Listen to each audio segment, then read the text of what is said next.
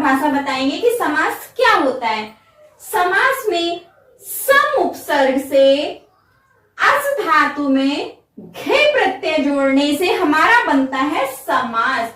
सम उपसर्ग में अस धातु से घे प्रत्यय जोड़ने पर हमारा क्या बनकर बनता है समास। इसमें सम उपसर्ग है, अस धातु है, घे प्रत्यय है।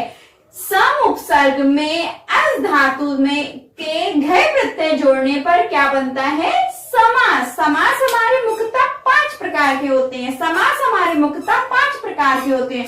और जो समास वर्ड है ये क्या है, जो हमारा समास शब्द है ये पुल्लिंग शब्द है। जो समास शब्द है ये पुल्लिंग शब्द है।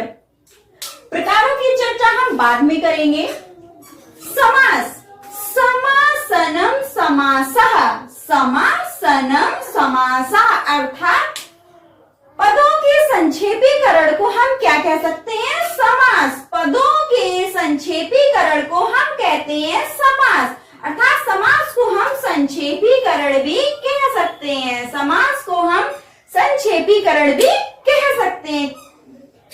अनेक पदानाम एकाधिपनम भवनम समासः, अनेक पदों का एक हो जाना, अलग अलग अनेक प्रकार के पदों का एक हो जाना क्या कहलाता है समास कहलाता है।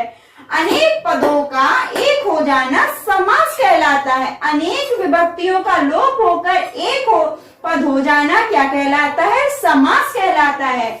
आइए हम फिर से देखते हैं समास किसे कहते हैं। सम उपसर्ग का अस धातु में घे प्रत्यय जोड़कर क्या बनता है समास बनता है। और समास शब्द हमारा पुल्लिंग शब्द होता है। यह 5 प्रकार से होते हैं।